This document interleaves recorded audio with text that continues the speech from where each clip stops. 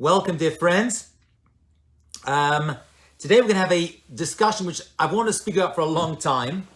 And it's things that I quote quite a lot. And I decided to put these together in order to make one unified class.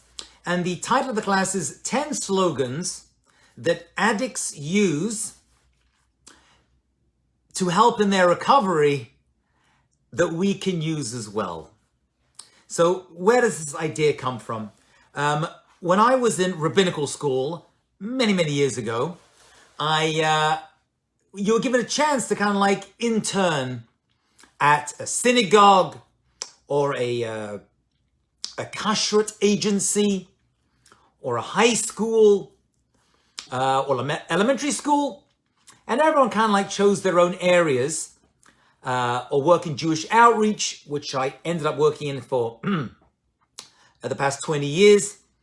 But I decided that there was a certain vacancy at an organization that I was introduced to, and the organization was called JACS.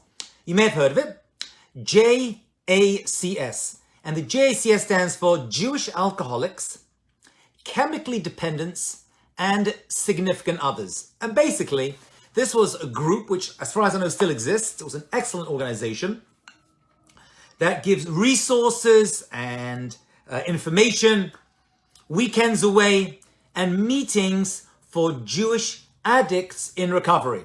Whether they are Jewish alcoholics or drug addicts or overeaters or all the other, or marijuana smokers, whatever addiction that these young men and women, I don't know, they weren't all young, were involved in, this organization called JACS was there to help them find a method of recovery from their addictions with a Jewish element to it. That was the idea. So basically, during the year, these individuals would go for recovery to their local home groups, which could have been in a hall, a town hall, in many cases in churches. But a lot of these people realize that, hey, we're Jewish and we want to connect with other Jewish addicts in recovery. And so this organization was formed a number of years ago. And that's what I did for my rabbinical internship. I went on these weekend retreats where we met Jewish addicts from all over the country, actually all over the world. And there would be services if they wanted to. And we had Jews who just found out they were Jewish a week ago. There were Hasidim.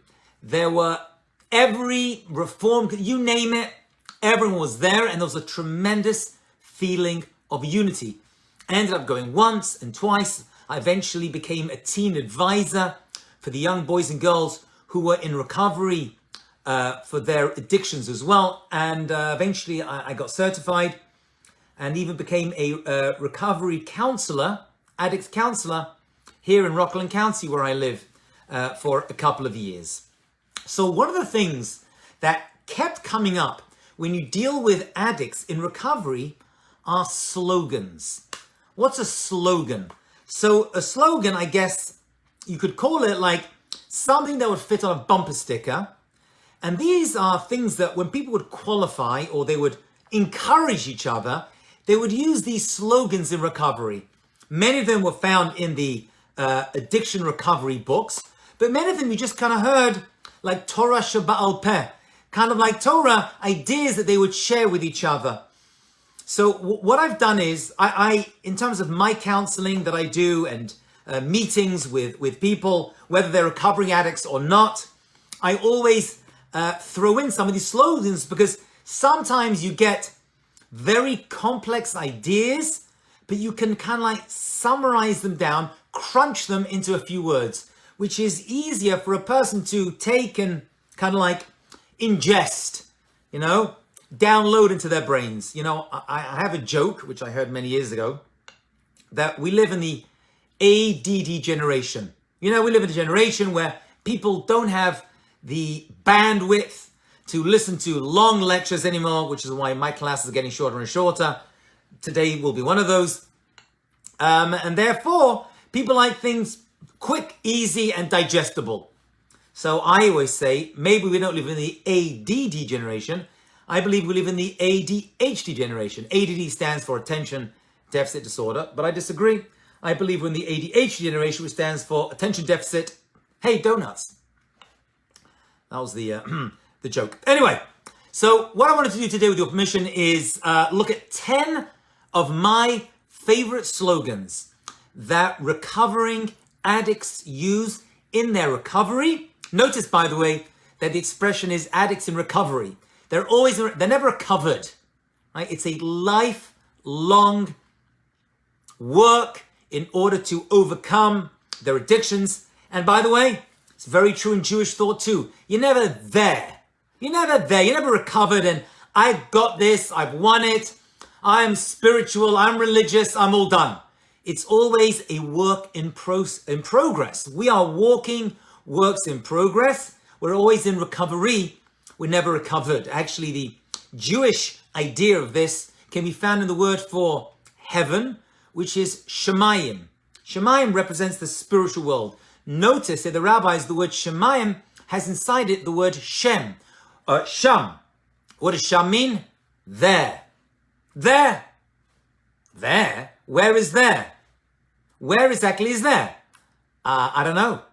But it's not here. It's always somewhere away from you that you're working towards. Okay, so we are constantly working on ourselves, God willing, work on our character traits, work on our midot, and we're always, as it were, in recovery. So let's start off with 10 slogans. I mean, there's many slogans that are used in the addiction recovery literature. I picked the ones that spoke to me the most over the years. Number one is, and I heard someone say this actually very recently, to their spouse during Shabbat lunch, easy does it. That's number one. Easy does it. You know, we're very busy people. There's a lot going on. And I found that people get very, very tense and very irritated and very angry. A lot of shouting, just easy does it. Just relax. How you react when you are provoked, when someone does something to irritate you, says something about who you are. You know, one of the expressions I heard when I came to America, which I didn't really hear so much growing up in England, was, you make me so mad. Right? You heard that expression? You make me so mad. And when I heard that the first time, I was like, what a strange expression. You make me so mad? I felt like saying, you make yourself mad. What are you blaming me for? I said something, you got mad, that was your decision. Don't blame me for your bad character traits and reactions. Easy does it, right? Relax.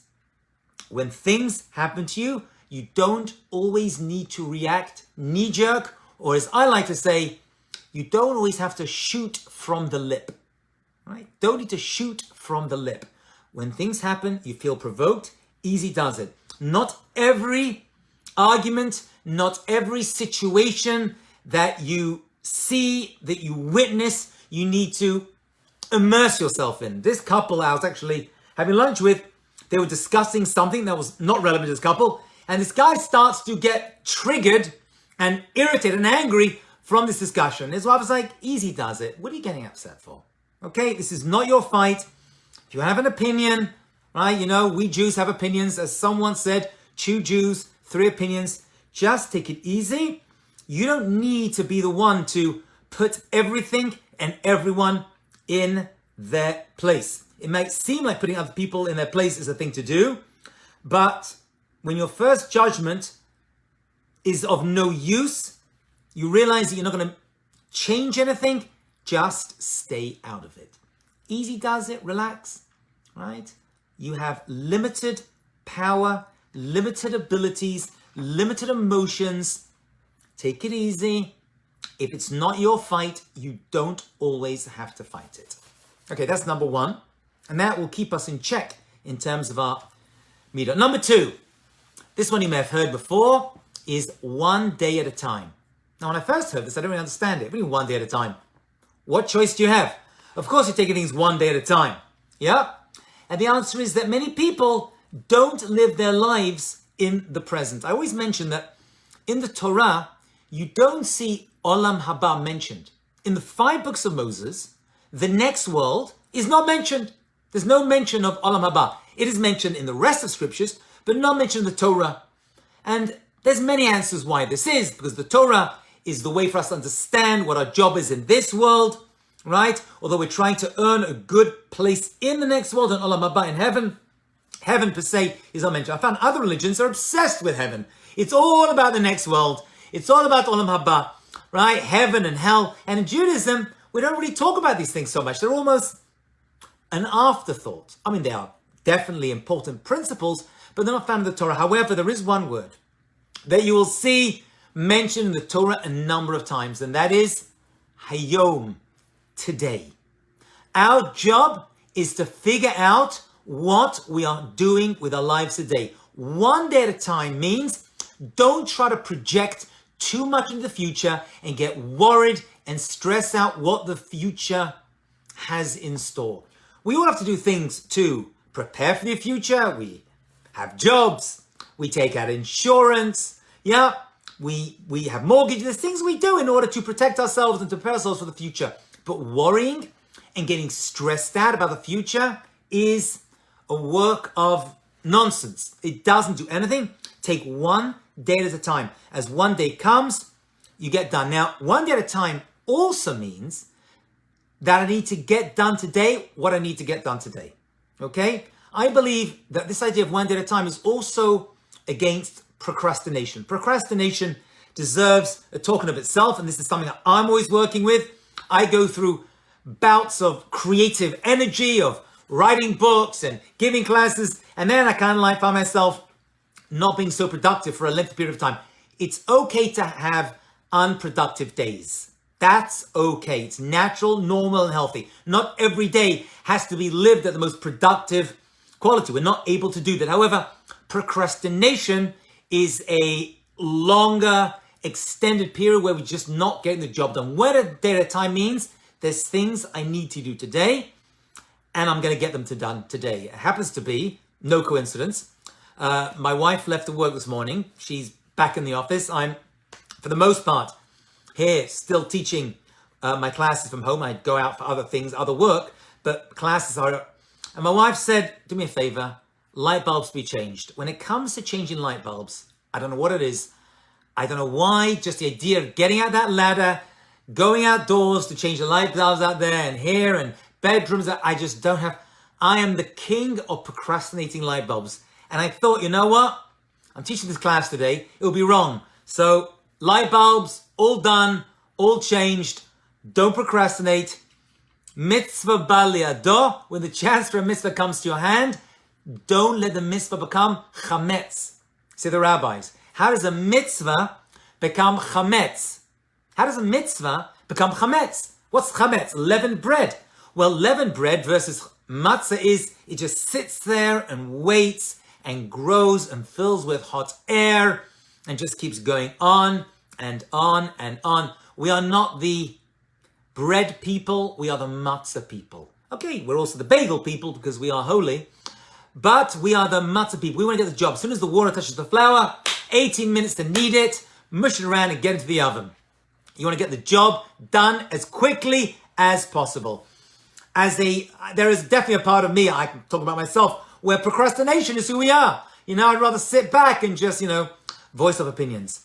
One day at a time doesn't just mean living your life today for today. It also means getting done today what should be done today. Again, that doesn't mean you can have unproductive days, but there are certain things we need to do in order to, because the results of procrastination are generally universally bad, and we basically take them until we become last minute phrases. I teach college, as some of you know, and I found I have two types of students, and I was one of them too. The ones who would prepare for their finals weeks in advance, files, color-coded, ready to go, prepared.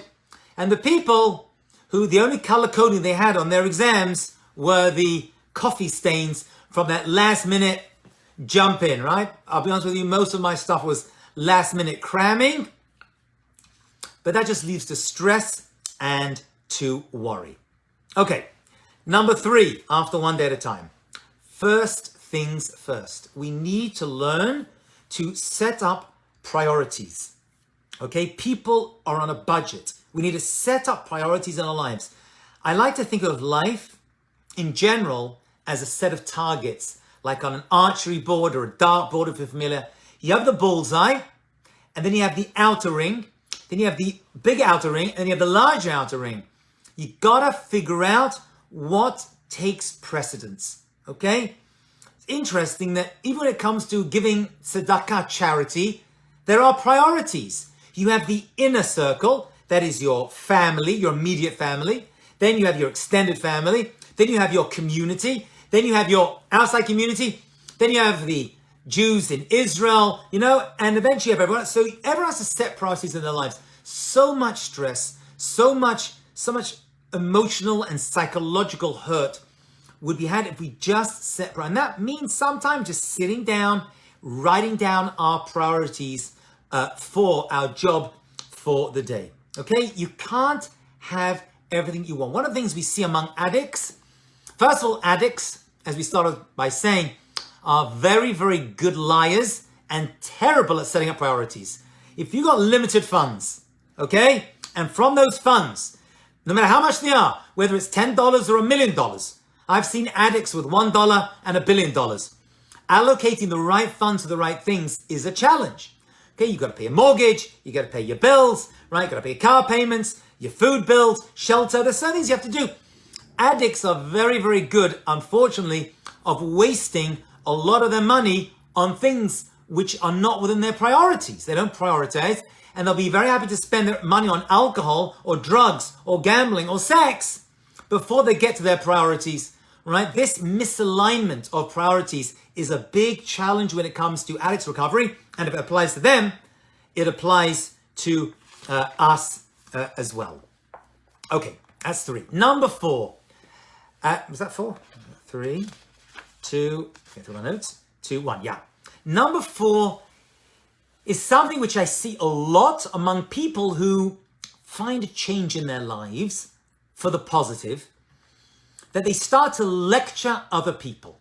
I see some people who start to become spiritual, they may have started to become Jewishly religious, or they got on the recovery bandwagon, which is a great thing. These are all good things. But one of the habits, and I don't know what this is, I don't know the root of this, you can speak to psychologists, but they suddenly want to grab everyone and bring them on board and make them join their club, their religion, their newfound religiosity, their new spiritual path. This one is called Live and Let Live. That's a great slogan, and it's the 4th of our 10 slogans today. Live and let live. This is the idea that no one should be encroaching on your territory, and you shouldn't be encroaching on other people's territory in order to interfere with their lifestyle, right? This encroachment is also called enmeshment, where suddenly we have a awakening, whether it's a spiritual awakening or a psychological or religious, and suddenly, that's it.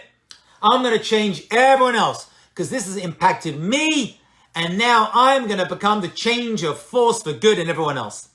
I mentioned this story before, that the Chafetz Chaim, the great leader of the Jewish communities in Europe and the rest of the world, actually, before the Second World War, he said, I wanted to change the world, and I tried changing the world, but I couldn't do it. It's too many people. So I said, forget the world. I'm going to change my country, Poland.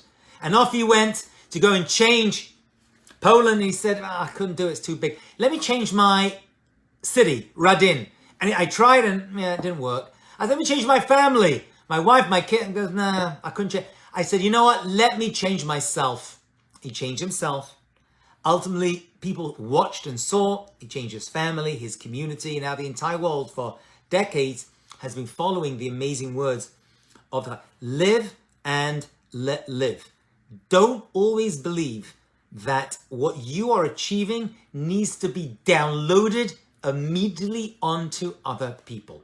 Now, I know you're thinking, one second, isn't there a prophet called Isaiah who tells us to be an Or LaGoyim, a light unto the nations? What does that mean, light unto the nations? That means that we should be a moral, spiritual, ethical nation that other people should learn from. We bring light to the other nations. Okay? Or legoyim. Isn't that the opposite of live and let live? Let people do what they want to do. So I want to make a very important distinction over here. We'll discuss this more on Hanukkah. I'll explain the connection. You see, being a light to the nations, being a moral voice to other people, doesn't mean you become a flashlight in their faces. Okay? It means that you light up yourself, and if other people want to learn from that, they can. You don't have to go putting your gun to other people's heads, like some other people do, and say, follow, believe me, or I'm going to kill you. Right? That's not a Jewish idea.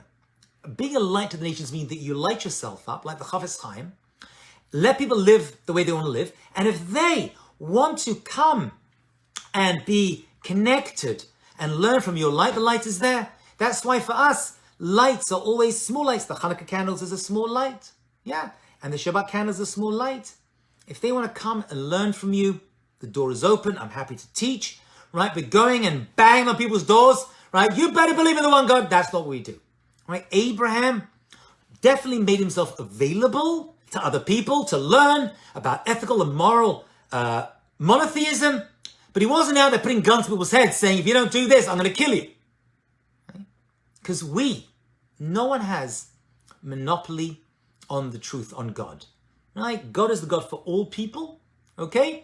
And if people want to learn and understand, they can come to people who proclaim to be followers, leaders, and educators. But to go out and to start ruining other people's lives because of your newfound belief, I find this a lot with people who take on Jewish observance. Suddenly, everyone's a rabbi, everyone's banging, and you got to do this, do that, and they're shouting. It doesn't work that way. If you want to, especially with people's families, you have a young boy or girl, goes to Israel for a month, a year, comes back, and they're Mr. Religious, right? And they're like, it's my job to convert my family, my immediate family, my extended family, and everyone I meet has got to hear about it, you know? It's really not, it's not on. If you want to leave a book open, if you want to suggest something, you know, share an idea, but live and let live, right? It didn't happen to you overnight, and it's not going to happen to anybody else overnight as well. Which takes us into, so basically, don't try to dominate other people's times and thoughts with your newfound belief, even though it's working for you. Number 5, time takes time. That's a great slogan among recovering addicts. One thing about addicts is they want immediate gratification. If I can't have it now, I don't want it at all. My friend did an amazing experiment with a group of teenage addicts. Listen to this amazing stuff. I think I mentioned it before. I'll mention it again. He had a group of teenage addicts and he says, guys, I got a special treat for you today. I'm going to give you an amazing drug. It's going to give you the greatest high ever. Not only that, each pill is going to cost you $1. The perfect high for $1 a hit. And the kids were like, wow, that's amazing. My friend went into his pocket, pulled out a handful of colored pills. They're all about to grab it. And he pulled back and said, there's a catch. There's always a catch. And he says, you know, this pill will give you an amazing high. And it is only $1 a hit. But the high from this pill is not going to kick in for 24 hours. For 24 hours, you're going to feel nothing. And then you're going to get the high. You know what's amazing? Not one of these kids took a pill. Why not? Amazing high, $1. He wasn't lying. But a 24-hour delay? No. If I want to get out of my head and get high, I want the high now. If I want that chocolate cake, don't say 24 hours. Give it to me now. I want it now. Says the slogans, time takes time. One of the things that addicts and all of us, because we're all in our own personal recoveries, is they want immediate gratification. Okay, they want immediate pleasure. The Jewish view is, and the view of those in the world of recovery from addictions is, time takes time. There's no immediate fix. There's no one pill you can take that's going to fix all your... I know we want it. I know we want to have one thing that's going to fix our shalom bayit problems, our parnasa problems, our challenges. It's just not that way. It doesn't work that way. I've seen people who have no money and very quickly come into a lot of money and their lives are ruined, right? Think about the people who win the lottery. most of their lives. Most of those people, their lives are completely ruined unless they've experienced a lot of money before. There was a very famous British woman who won the lottery, spent it all in a couple of months, and then she wrote a book called Spend, Spend, Spend, and then I think made like $1 million from writing the book, actually, and pretty much got a lot of it back, and this time she was careful. Time takes time. In a world, my friends, where everything is quick, and everything is moving, and boom, boom, boom, and I say something, and everyone's got to do it right away, and you can hear me over there, and everything we deal with in our lives in terms of technology, we get immediate results. I mean, remember we used to use the internet? I'm aging myself, and you have to wait for dial-in. Imagine doing that today to someone. My goodness, there'd be World War III in every home. Okay? We expect immediate results from everything we deal with, from a microwave, ovens, cars, we want immediate.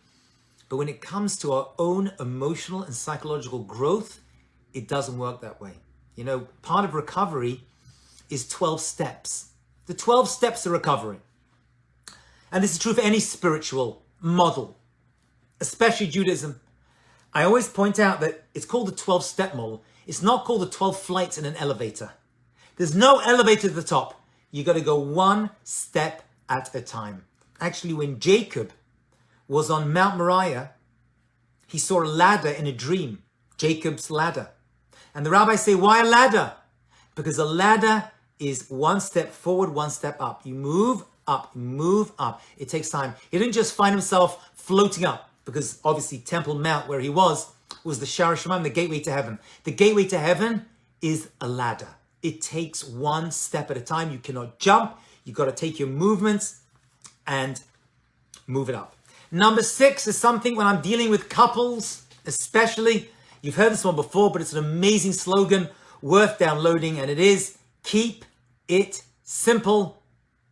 Sometimes people add an extra S to make it KISS, which is keep it simple, stupid. But I don't want to offend anybody with the word stupid because everyone gets offended. So I'll just say keep it simple. When it comes to everything in life, when it comes to teaching, when it comes to, I had a professor at college who was a genius, had written many books. He would sit down and start giving the class. I didn't know what the heck he was talking about. How smart he was irrelevant. It didn't help me. I've been to Torah classes of great rabbis, and I've sat down and I'm like, I don't know what this person's talking about. They've gone over my heads. People thinking, wow, he's so smart. What good is it? What good is a spiritual education, any form of education actually, which is above your heads? Okay, keep it simple. Okay, people are not rational beings. We are emotional beings. And sometimes I have found the most challenging situations we find ourselves in can be resolved with the simplest solutions. Many problems in life could be resolved fairly simply if only we kept them simple. And I mentioned that we do this in terms, I do this especially when it comes to couples. I find that a lot of problems and arguments and fights between couples comes from complications of communication, and people aren't talking simply to each other. They'll talk in circles. They'll talk in spirals. They'll never talk straight. One of the things I do when I'm dealing with couples, when I'm counseling, is I make them face each other. I make them face each other. Look, because when it comes to communication, you're not just talking. It's a raised eyebrow. It's a smile, smirk, maybe it's a frown, right? There's a lot of simplicity that we need to employ in our, politicians are very, very good at making very simple situations very complicated. They like to do that because it keeps them in work, right? I always say that politics, I don't discuss politics too much, although I have a degree in it, in economics and politics. But politics, I always say, is poly is many and ticks are blood-sucking creatures, okay? I know everyone's very excited about the election that hasn't formally been announced yet. Keep it simple. Politicians want to make things very complicated, right? But that's not the spiritual method we're looking for. Keep it simple. Try to understand what's the challenge of the relationship and give me a simple solution to it. Many times, the solution comes from the problem. Many times you have a question and the answer is actually in the question itself. Okay? Number 7, something which I struggle with, of our 10 slogans that addicts use in recovery, and that is think, think, think. As I said, addicts and all of us are emotional beings. Our job is sometimes to push our emotions aside and just think, use our cerebellums, use our minds. The word in Hebrew for a brain is a moach. Then we have the heart, and then we have the kidneys, right? The klayot. So it's mem, lamed, chaf, which spells melech. Melech. You want as much as possible, especially in relationships, to use your mind. Think and think and think about the potential repercussions of what I'm about to do, about to say.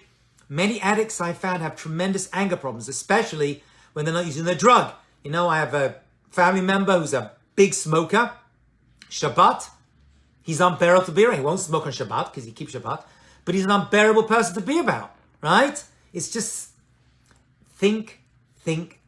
Why am I feeling this way?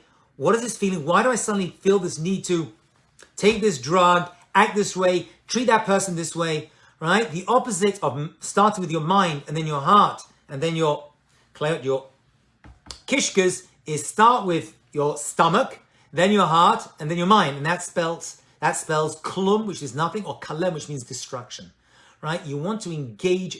I say to couples who are dating, right? There's actually a book of this title, which I have, which is Head to Heart, okay? Although we're emotional beings, when it comes to certain things, we've got to think about the repercussions. Number eight. This one you've heard before, but it's very, very powerful. And again, I use this one a lot when it comes to people and spouses in relationships. Let go and let God. Probably one of those famous slogans that addicts use in their recovery. Let go and let God. What does this mean, let go? People hold on to stuff. They hold on to things people have said to them. They hold on to revenge and grudges and anger, and they just hang on to it.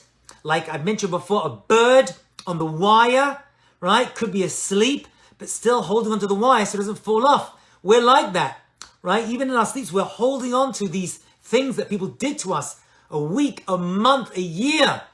What's going to happen is it doesn't go, no, it goes somewhere. This holding on to that anger, that grudge, the frustration, eventually it's going to consume us. And as I like to say, here's another slogan, but this is not part of the 10. This is an extra bonus for you. Many times people do things to us and we're always thinking about it and getting angry about it and fantasizing how we're going to get back and what we should have said and could have said. And it's like other people living in our heads rent-free. Many times we have other people living, we let them live in our heads rent-free. Just let it go. Let go and let God take care of it. God knows what the situation is. God will take care of this, and Hashem will. We have to put faith that God will take care of all the situations and he will correct all the wrongs. Don't bear a grudge. Don't take revenge. Recently, I made a mistake. I make a lot of mistakes, but this one was public. I was in synagogue giving a speech, and I made a joke, which I thought was an innocuous joke. I really did, about someone in the audience who I didn't know so well. It wasn't bad. I made fun of them. I just made a certain comment about them. And he came up to me after the talk and he said, "You really embarrassed me." And I was taken aback. It really was an innocuous comment, but it's irrelevant what my motivation was. It upset him. It's going to sound weird, but straight away I stopped the service and I said, "Everyone, I'd like to make a public," and I meant this, right? I should have made the comment. Do I think he overreacted? I do, but his reaction.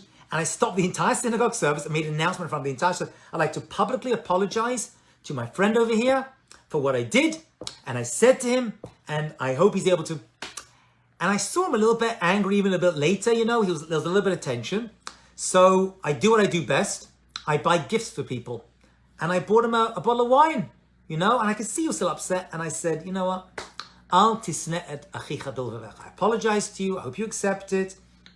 Take this gift as a small token of my regret for what I did to you in front of the entire synagogue, as well as apologize to you publicly. And he got over it. And he took the wine. And knowing him, he probably drank it. Okay, number 9. This is so important. I hope you're still with me, my friends. Number 9 is, oh wow, There's so much truth in this one slogan. If you understand this one slogan, it's going to change your life. I think I put this actually in my Facebook title on my biography. Wherever you go, there you are. I'll say that again. Wherever you go, there you are. This is a profound slogan and statement that really gets to the core of an addict in recovery, but anyone who's on a spiritual path. What does that mean? Wherever you go, there you are. Of course, wherever I go, there I am, because I'm me. What I believe it means, and I've heard from other people too, is people are going to change things, hoping that will change their situation. People are upset with life, so they'll change their jobs. They'll change their friends. They'll change their spouses. They will change their homes. What they don't realize is just making outside changes is not going to fix the challenge that you have. Many addicts will make many changes thinking that's going to solve their problems or take them out of addiction to, cocaine or marijuana or sex. If I change that, then I could be me. What they fail to understand, and we all do, is that we are the cause of our own problems. So wherever we go, there we are, right? You may get rid of spouse A, right? Which may or may not be the source of your problems, and find yourself in spouse B, but wherever you go, there you are. You are still there. It's still you. So people I don't understand. I changed my job, I'm still not happy. Changed my car, still not happy. I changed my clothes, still not happy. I changed my nose, still not happy. Everyone's trying to change everything, and yet we're all still upset. Because wherever you go, there you are. It's you. We need to fix ourselves.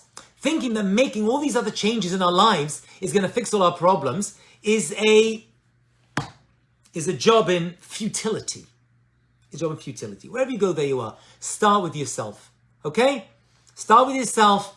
Maybe changing outside things to your body, your community, your spouse relationship is going to fix it all. But chances are probably not always. Okay? And number 10, which is, I think people consider the most important slogan for addicts, especially because addicts, generally speaking, are extremely selfish individuals. Okay, I'm not just picking on addicts in recovery. We all are. We all think about us. It's all about me, me, me. I want to eat what I want to eat. I want to drink what I want to drink. I want to say what I want to say. It's all about us. And and that's a natural thing. We all, care about number one. Who's number one? Me, right? It's all about myself. What addicts fail to do is to be concerned with others. And they receive things from other people. And they'll always say about the recovery, every addict says this, I treated so many people who were good to me badly. They gave me their time. I wasted it. I ignored it. I just used it for myself. My parents gave me money. My spouse gave me allowance. I used it on alcohol and drugs and bad things. The solution is gratitude. As the slogan goes, and this is the 10th of our 10 slogans, gratitude is the attitude. One of the ways to get out of selfishness is to have what we call in Hebrew, hakarat hatov, being grateful. We're grateful to God for everything, right? And addicts are expected to believe in some form of higher power and to have gratitude, right? Because when you have gratitude for God, friends, family, you've moved out of your selfish self and start to appreciate those other people around you. It's not just about me. There's other people who are involved in my life who give me this goodness. Okay? So gratitude is one of the key principles of a healthy recovery and a healthy spiritual life, because that's hopefully what we all want to be. And when people do things for you, you say thank you, but you mean it. And sometimes you go out of your way to show gratitude, right? My wife works for a mensch, just the nicest guy ever, thank God. And she's worked for many people. And she did a lot of extra work last week. Yeah. Extra hours. I'm talking like on the phone at midnight. She was dealing with stuff in Israel for her boss. And her boss called me and said, I want to buy your wife a gift. What does she like? And I said, wine. I said, but you don't have to. I said, you don't have to do it. I'm kidding. Don't do it. He goes, no, I'm ready in the wine store. What do you want? I said, just get me a cheap bottle of red wine. The guy, I'm not joking. You can see here a crate of expensive wines. Okay? Did he need to do that? No. But that simple gesture expensive, not so simple, went a long way in him going outside of himself and showing appreciation and showing gratitude. You know, when you go outside of yourself and show gratitude, you're showing appreciation, you're showing that it's not all about you. Okay, we want to become givers, not takers. Gratitude is one of the most important forms of giving. Let's recap our 10, because I see people joined us during this talk. And we start with number 1. Number 1 is easy does it. Just relax. Not every situation, not every election result's got to do with you. Just take it easy. Okay, know when to get involved. We all have limited bandwidth in terms of our ability to help other people. Use it sparingly. Your energy is not infinite. Number 2, one day at a time. Right, one day at a time means take life. Don't stress about the future, but also don't procrastinate. Do what you need to do today, even if today isn't so productive. Number 3 is first things first. Set priorities on time, effort, money, right? Charity. Set priorities. Number 4, live and let live. You may have had a spiritual awakening and you want to offer it to others, but don't start judging other people and coercing them into a lifestyle that they haven't chosen yet. Number 5, time takes time. Relax, okay? Drugs are all about immediate gratification. A spiritual life is, I can't have it now. Everyone's into I want a spiritual high right now. Sometimes it's religious, it takes time. Sometimes I have a burger and I want to have a glass of milk or milk coffee, right? You gotta wait. You gotta wait. Sometimes you can't have immediate gratification. You can't, I want to go and hang out with my friends, but I got to attend the, Goldstein Bar Mitzvah. Deferring gratification. Time takes time. Number 6, keep it simple. Much of the problems you have in life, you think are so complicated, so many details. People say, I'm dating, what's it like? It's complicated. It's not always complicated. Just keep it simple, you'll figure it out. Number 7, think. Heart is a good way to act, but sometimes it takes a mind as well to understand. Number 8, we said it was let go and let God. Just sometimes let the hurt go, just move on, let the frustration, the desire for revenge, bearing a grudge. People are crazy. That's my go-to default position. Everyone I deal with, I believe, is crazy. If they act normally, that's a bonus. I'm exaggerating a little bit, don't get offended. But let go, Hashem will take care of it. Number 9, wherever you go, there you are. Everyone tries to change everything in their lives except themselves, right? You can change your house, your car, your spouse, but you're still there. If you don't change yourself, nothing's going to change. If nothing changes, nothing changes. And number 10, gratitude. Gratitude is a sign that you're going outside of yourself. And it's not just about you, but you're grateful for everyone and everything that's been done for you up to this point. Those are our 10 slogans of recovery. I hope you enjoyed. Have a wonderful and successful week. Shalom, shalom. I'll see you all soon.